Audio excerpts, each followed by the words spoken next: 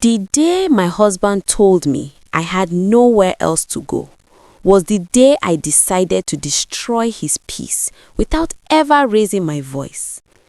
Every Friday, he begged for my pepper soup, and every Friday, I smiled while serving it. He never knew his downfall was simmering inside that pot. I smiled through every bite. Sit down, get comfortable, because this one is going to have you clutching your chest. I met Daniel at my cousin's wedding. I was a bridesmaid. He was the best man.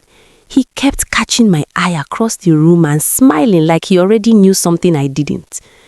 By the end of the night, he had my number, and by the end of the month, he had my heart. I was 22, never been in a serious relationship. My grandmother warned me. She said, "Adeze, a man who pursues too fast is running from something." I didn't listen. We got married 18 months later. Beautiful ceremony. He cried at the altar. I thought those were the tears of a man who loved me deeply. They were not. 3 months into marriage, I discovered Daniel had a whole separate phone. Not just a phone, a whole separate life. There was a woman, there was an apartment he was paying for, there was a child on the way that was not mine. When I confronted him, he looked at me so calmly, so coldly, and said, "What are you going to do about it? Leave and go where? Back to your mother's one room?" That sentence rearranged something inside me.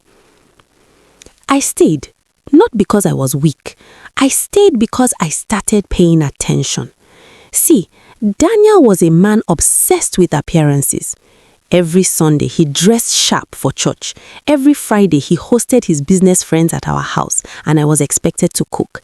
And he would introduce me beaming, saying, "This is my wife. She takes such good care of me."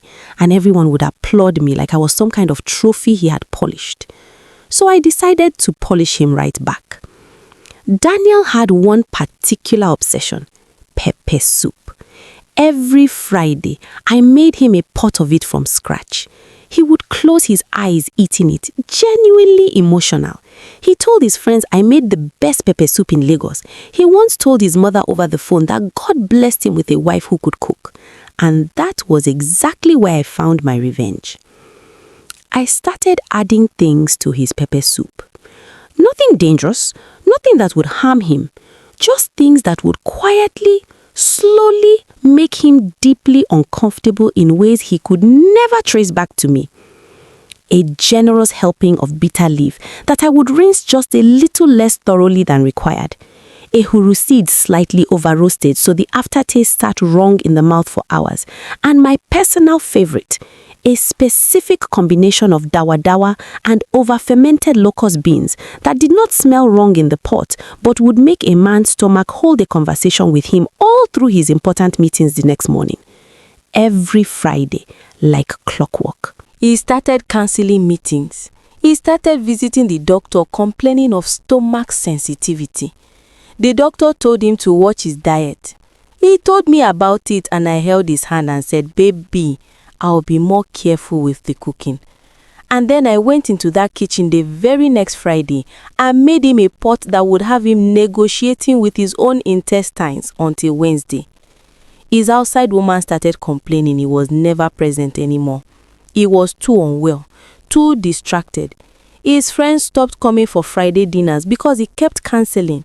His whole social empire, built on appearances and pepper soup, started crumbling. The best part? He never once suspected me because I was kind. I was attentive. I was the perfect wife. I would rub his back when he felt unwell. I would make him tea. I would sit beside him while he groaned and say softly, "You work too hard. Your body is just telling you to slow down."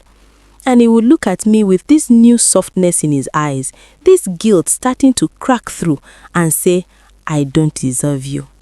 I would smile and say, "You get exactly what you deserve, my love." He never understood why that made me smile so wide. Stay tuned for part 2.